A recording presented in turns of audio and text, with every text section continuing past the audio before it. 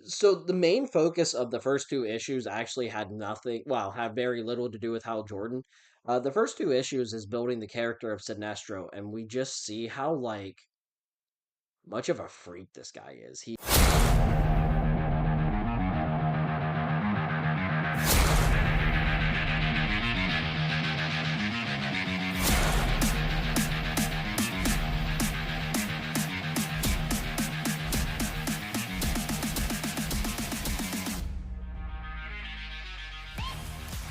Welcome to Unbuckled Comics. I have both the boys napping simultaneously on my own. I'm not holding any of them. Biggest dad win of 2024 so far. If you are new to the show, welcome. There's a bunch of quarters on the back table. I felt kind of bad after some of you reported your fingers being stained green after I handed out the cheap Green Lantern rings last week. So, there's your refund. If you are returning, thank you for your continued support. I'm Unbuckled Cape, your host of this comic book review podcast, and today we are going to venture back to Green Lantern Hal Jordan Volume 1. We're going to wrap up the second half of that trade, but before we head out on patrol, let's gather some intel first. I have a link tree. That's where you can find the social medias. linkpr.ee/ unbuckled comics. That's where you can go. I do believe that I still have the Patreon on there, but if you click on it, it's not going to take you anywhere because I ditched that.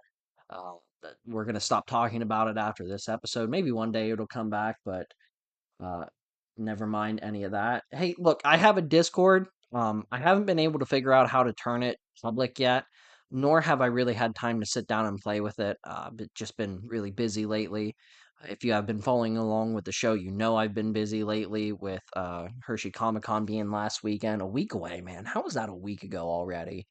Uh, and just tidying up some things from there. So if you would like to join on Discord, that's where you can leave episode comments and things like that.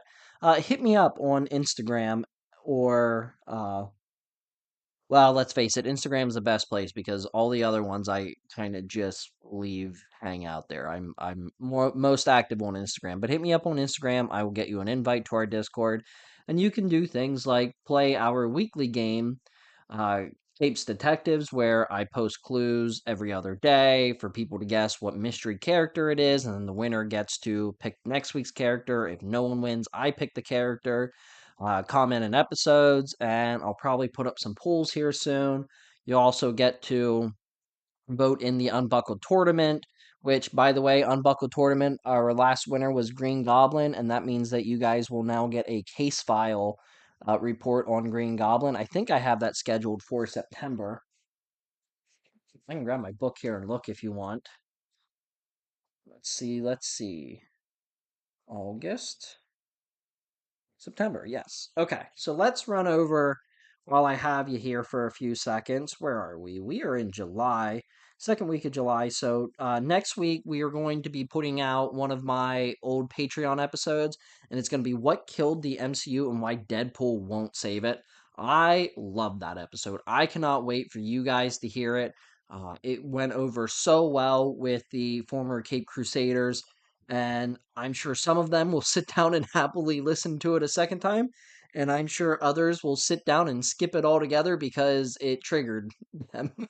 Not to the point where they were angry and walked out, but um, I said some things that the MCU can do no wrong kind of crowd did not like, but yeah, that is just how it went. The following week, we're going to be looking at Alan Moore's Swamp Thing, Volume 1.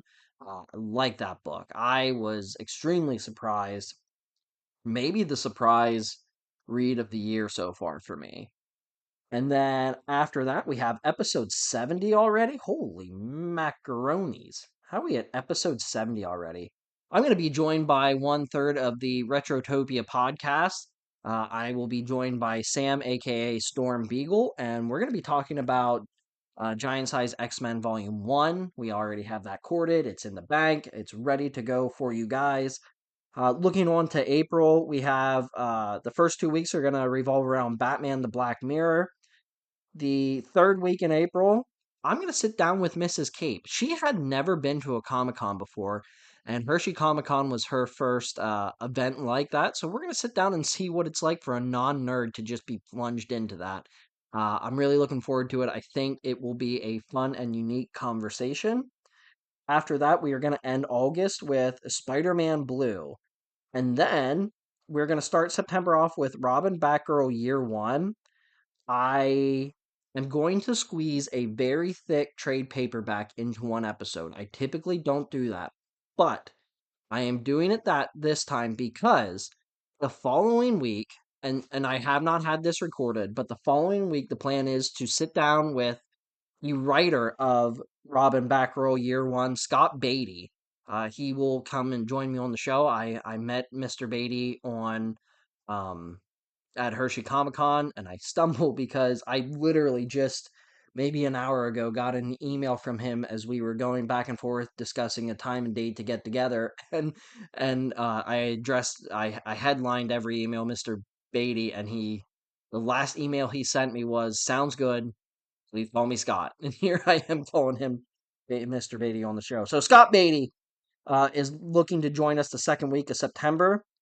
The third week, I am going to be giving you guys your case file on Green Goblin. Fourth week of September, we're going to do a review of Batman, or I'm sorry, Daredevil slash Batman, written by D.G. Chichester. It is a one shot, but I think there's enough there to stretch it into a full blown show. October, we're going to get into the Halloween stuff. I have scheduled first Where Monsters Lie. This comic is about maybe 2 years old now. Maybe it's only 2 years old. When I first read it, I wasn't quite sure how I was going to get it on the show, but I think I'm more comfortable now with um, getting. I was pretty much doing PG comics only at the beginning. Now I'm more comfortable getting some of that other stuff out there. So this one's a little PG-13. There's a lot of coarse language. I guess if we're going by movie standards, it would be R. Then after that, second week of October, we have episode 80. And I am going to be joined by another one third of the Retrotopia podcast, Alan, aka Captain Alcatraz. Captain Alcatraz joined me for the Spider Man animated series almost a year ago. I think a year ago, September is when we did that one. And we are going to be talking about Apollo Burning. It is a graphic novel that is written by uh, the band members of Coheed and Cambria, or band member. I have no idea what I'm getting into with this one, but my boy is very passionate about it, so I expect him to fully carry the conversation. And look, if you go back and listen to the Spider-Man animated series, we could be talking about like the size of cow dung, and people are going to be interested to listen to that whiskey caramel voice that he has. Wrapping up October, we will have the Batman, The Long Halloween, as I gear up for the last Halloween, a book that was started by Jeff Loeb and Tim Sale and is now finally going to be finished years and years later. And they are going to be using artists that are going to do like tributes to Tim Sale's art. So I am so excited with that. We're going to jump on the Long Halloween bandwagon. We are going to do 2 weeks reviewing that comic. And then the final week in October, I am going to review the movie part one and part two. We'll just combine that into one episode and finish up October. Um, that is pretty much where I have scheduling out to as of now. I have some stuff slotted down for November, December, January. Look, next year, let's go over this. I have two different interview episodes in December scheduled, a sidekick episode scheduled in January. November is my 2 year anniversary. I would love to do another Ask Unbuckled. In February, I am trying to get another interview set up for there. End of February is episode 100, and I cannot decide what we are doing for that. Early March, I would like to get another interview in there, and also early April, I would like to get another interview in there. So a lot potentially going on. As of right now, the only confirmation I have is the September one with Scott Beatty and the two in December, which are basically just going to be ones that I did at the convention. There is live videos on the Instagram, but I am going to get them. We did audio as well, so I'm gonna put them on the podcast and then get them on YouTube and all that. But I'm gonna hold off till December because um, well, I don't know. I just want to. I wanna divide it up, take a break. I want to talk to Mrs. Cape. I got a bunch of stuff that I like. Really want to do in the October, November. So a full schedule here at Unbuckled Comics as we wade through the dog days of summer and even into the fall. A lot going on. I'm excited for it, and I am not going to hold you guys up any longer as I have no new information. And let's get on to Green Lantern Hal Jordan Volume 1 Review Part 2. Quick recap before we move on. Jared Jones is the writer, Keith Griffin, M.D. Bright, Romeo Tangal. They were all artists, inkers, colorists, so on and so forth. So, part one, if you remember correctly, Hal is a Green Lantern now after doing a lot of wrong, being irresponsible, and disobeying the Guardians. And I got to tell you, that's a very accurate summary of how the first half of this trade went. Again, just a reminder, I am looking at Green Lantern Hal Jordan Volume 1, and it is 12 issues. The last episode I did, we went over the first 6 issues, and it's basically just that. Hal Jordan becomes Green Lantern, and after being a drunk driver, and he avoids prison, and he loses a job, but his mom begs for him to have his job back, so he has a job back, but no one really likes him there, and it's just a whole lot of bad. And then this, I don't remember the name of the character, and I probably don't have it written down, but this sentient being that hates the Guardians is the one that killed the predecessor for Hal Jordan. I can't remember his name either, which is really, really bad. And then Hal ends up leading them to Oa, and Hal is the only one that thinks if this guy is covered in yellow, we should roll him in mud so we don't see yellow anymore, and then he's a pushover. So, um, I don't know. Maybe the Green Lanterns just don't think outside the box, but so, yeah, yeah.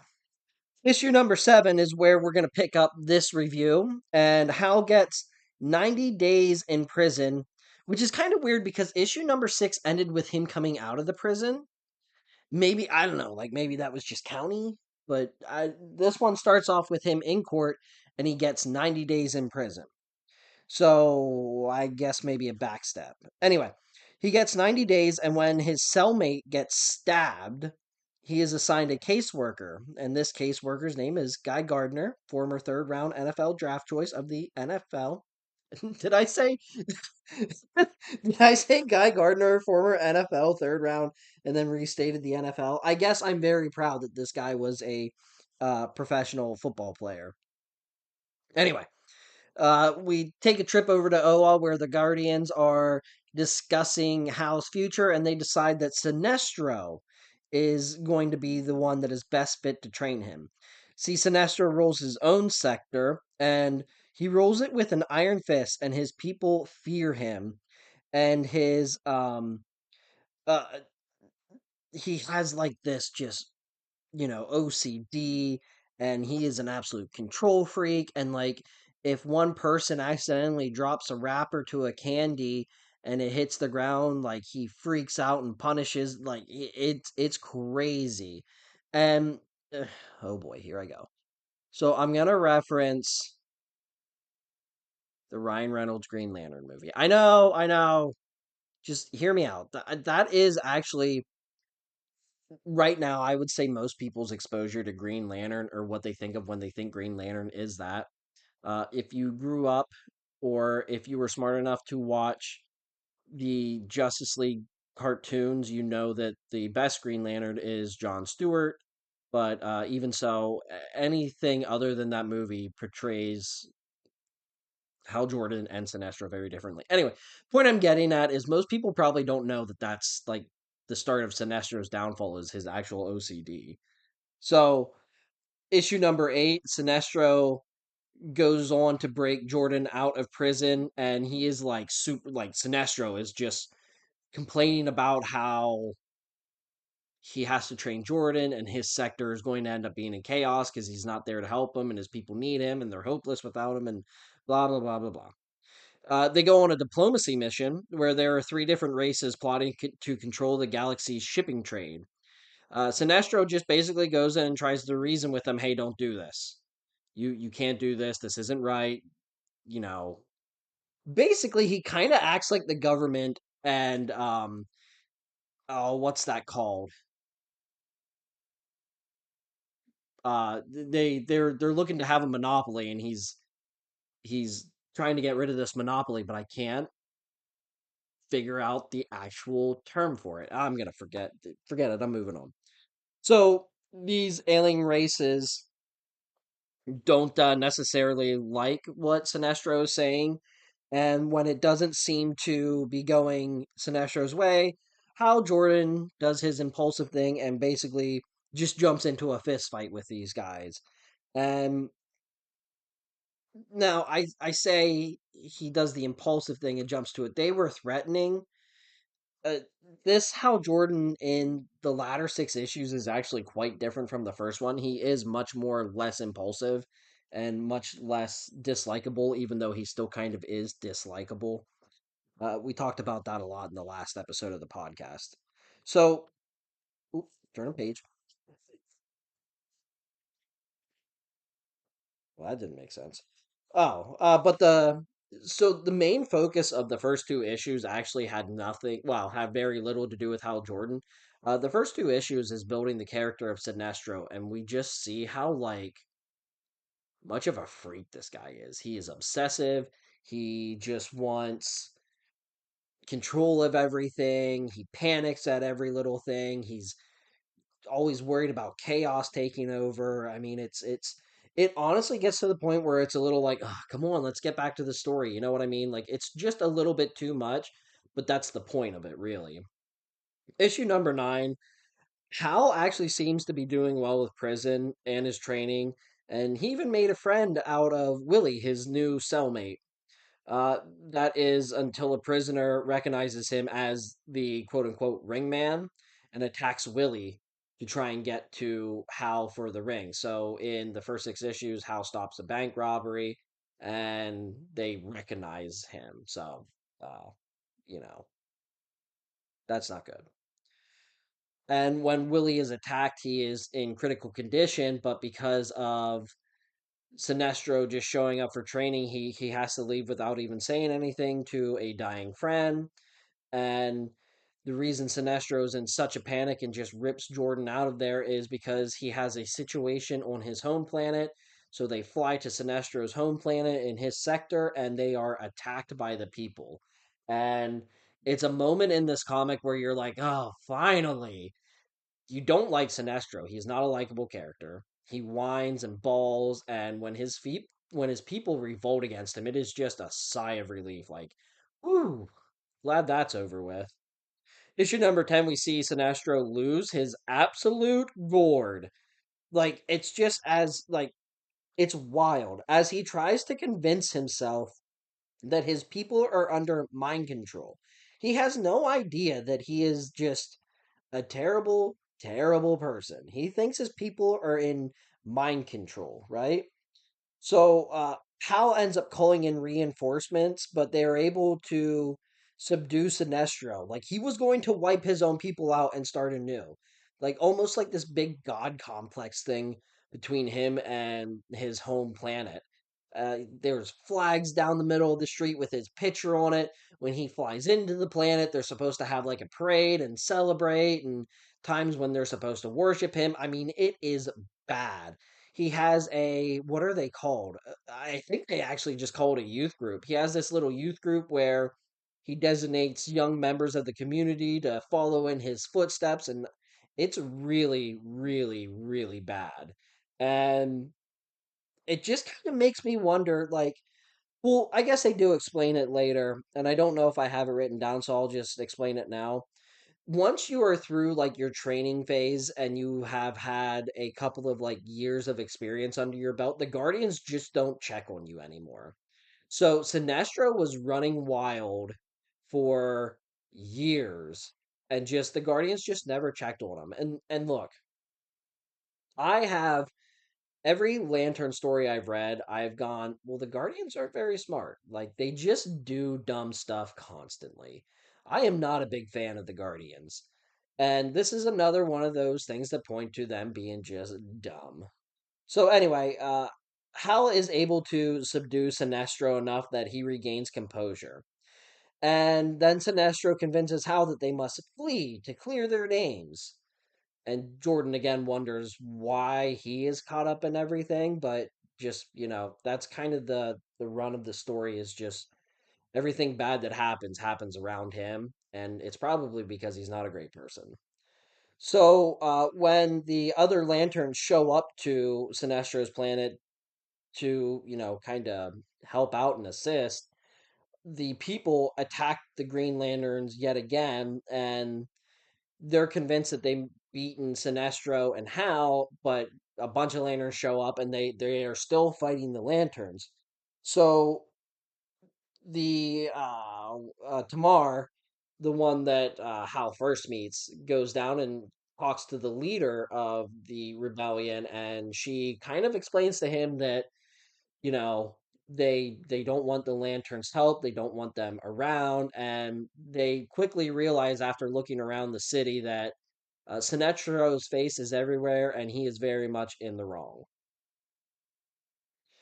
So they return to the Guardians and they go over what has happened, and the Guardians send out the Manhunters after them, which is cool. One of the good things about this book is, well, I'm jumping ahead of myself.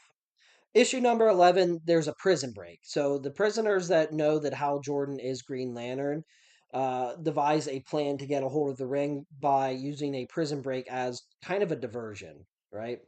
And it brings complete and total chaos.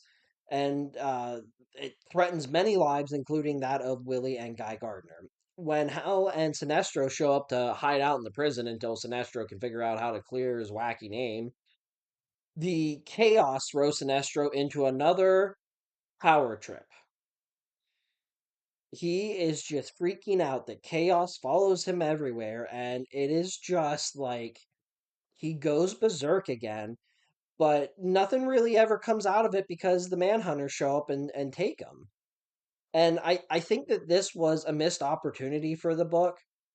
So if you know anything about Green Lantern, his arch enemy does end up becoming Sinestro. And Sinestro ends up getting banished and issue. Well, okay, let's just finish the story. I keep jumping ahead. We end this with Sinestro being captured by the Manhunters, which is really, really funny because they're chasing him around Earth and they blast him out of the sky and he falls into a silo that is filled with corn. And because the corn is yellow and it has a bunch of yellow dust, he's basically immobilized. I mean, this isn't an old book. You think they would have done something a little bit to just I don't know, just the whole color yellow thing. I don't know. We move on to the trial, which is very quick because everyone is against Sinestro, including Hal, and he's banished far, far away. And so to replace the Green Lantern that is missing from the Corps, they give the woman who led the revolution against Sinestro's ring, and then Hal goes back to Earth and completes his 90 days in prison. So I, it's weird, right? I shouldn't enjoy this comic as much as I do. It has the silly yellowness. It has, like I was going to say just 30 seconds ago, the missed opportunity to have Sinestro go absolutely berserk inside the prison and Hal try to find a way to bring him back down is not like it's just it just felt I felt like we were a little bit cheated because when Hal and Sinestro are kind of duking it out on Sinestro's planet, that's where this 6 issues peaks. 6 through 12, the peak is them fighting. Sinestro later becomes Hal's arch enemy, but I think I wanted more of a taste of that now. And maybe even at the end of it, seeing where Sinestro got banished and maybe how he comes to understand that he wants to be the leader of the or the founder of the Yellow Lantern, the Fear Lantern, have him banished somewhere and maybe see Parallax off in the distance, something to that effect. Aside from that, uh, the 12 issues were they're actually, as far as a origin story goes, they're masterfully done. We get to see the world of Green Lantern created in these 12 issues. We see the ring, Hal's training, we see Oa, we meet the Guardians, learn that they're not the best people in the world. We have Tamar as Hal's first fellow Lantern that he meets. We had Kilowog training him, which was the highlight of the first 6 issues. We meet Sinestro. Again, the whole yellow thing is in there, which does kind of set up why Sinestro ends up being a Yellow Lantern. And then we have the Manhunters, which in later Lantern stories have bigger stories themselves. So no, like it's hard because it doesn't feel like any one chapter really stands out. This book is really cohesive in its pacing and plot. Again, the best part of it was when Hal and Sinestro are fighting, but it meshes together really well. Hal is too quiet, and Sinestro goes off the predictable deep end. But for some reason, I still really enjoy the book. I think from the first six issues to the second 6 issues, wow, tongue twister. I feel like Hal Jordan's character changed a little bit too much. It was almost as if he went into prison and went into immediate depression. Now, look, I get that him going to prison probably did have a big impact on his character, but this is also the same guy that like, once he becomes a Green Lantern, he's still really arrogant and he's a loudmouth. We didn't get that so much in this story, or at least in the last 6 issues. He's just kind of really quiet and reserved, and I realized that he was almost a side character in his own story, where Sinestro was the lead in these last 6 issues. I get that, but I would have liked a little bit more gusto out of the Jordan character. Uh, for Sinestro, like I said, he goes off the predictable deep end.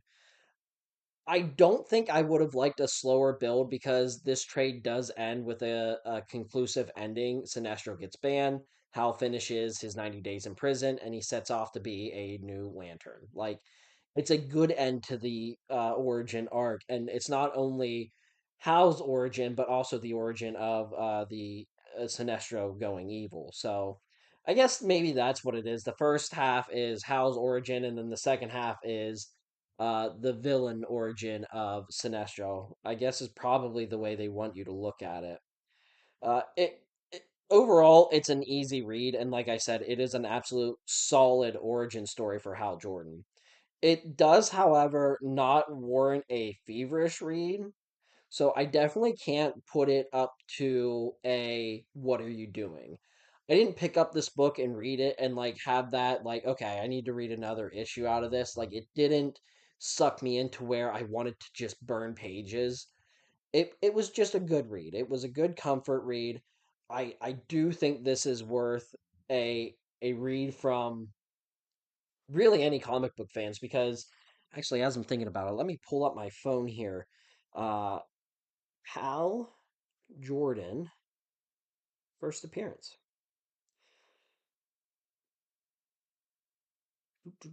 So 59. I mean, that's a long time, right? That's getting close to 70 years. Yeah. I mean, 65 years, about somewhere in there. So this is a character that just for just for kicks and gigs, I think Batman's like 10 years older, right? Oh, 20 years. Oh, wow. Okay. So, oh well, that would anyway, that would make sense. So Batman being 20 years older, so Hal Jordan is one of the characters that has a lot of stay power. I mean, he's been around since 59. So for anyone that is looking for an origin story to a staple of the superhero genre in comics, this is a great origin story. There's really nothing wrong with it other than, sometimes I think it can be a little bit boring, but it's never boring to the part where it's overly wordy. It's just you kind of want to see certain stuff like Hal Jordan being a Green Lantern and less of him being in prison, but that whole him being in prison ends up being a big part to the character that he becomes. They refer to his drunk driving a lot, and like, so I think it was Chris when he was on for the X-Men Days of Future Past episode. He had said that, the reason why comic books used to do recaps in the beginning was because of the notion that every comic is someone's first comic. I felt like there was a little bit of remnants left in this comic with how they constantly hashed out what happened. And again, there is like very, very, very, very few Batman stories pre, I'm gonna say, pre 2000s that doesn't at some point in time mention that his parents got killed in Crime Alley. Like, it was just, I'm looking here at my shelf. I cannot remember how many times it is brought up in the Nightfall arc, but it is brought up quite a bit when Bruce Wayne is involved in that arc. I mean, it's just in No Man's Land. I know they bring it up a couple of times. Uh, Bruce Wayne murderer. Not sure if it's brought up in that. Batman Hush, it's definitely brought up. So on and so forth. It's just, it's what ends up driving this character to be better than what he was. And in this case, for Hal Jordan, he put, you know, friends and his brother in the hospital, and then his friend ended up actually getting killed in the hospital because of the alien thing that was tracking Hal.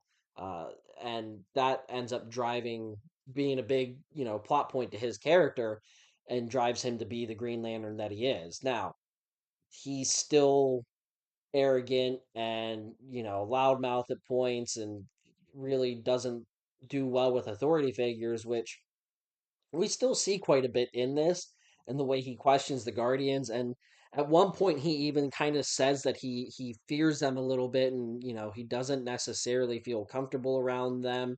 He thinks that they probably have too much power, and the Jordan character multiple times really challenges the Guardians, and that's part of who he is. And it all stems from, of course, the origin story. So origin stories are definitely tough books. If you know a character, they are tough sit down and reads. Like, I have a hard time right now. If you asked me to sat down and read Batman Year One, I would struggle with it because I know Batman Year One forwards and backwards. It's just, the Batman origin so well. And well, I guess Year One doesn't actually have the whole crime alley, but you get my point, right? Um, I have Superman Secret Origins on my shelf. It's the Superman origin. Like, I wouldn't even have to read that book because we all know the Superman origin story.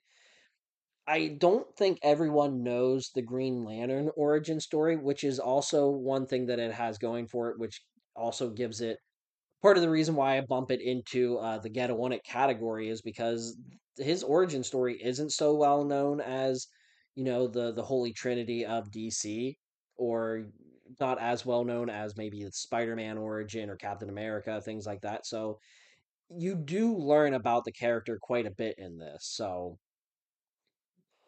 typically my conclusions are not that long. I think I just rambled for half the episode with that conclusion. But anyway, guys, uh that is my review of Green Lantern Hal Jordan Volume 1. If you missed last week's episode, it is probably pretty important you go back and listen to that so you can get the full story, because this is a comic that I land in the Get On It category. Until next time, guys, get out there and save the world, you bunch of heroes.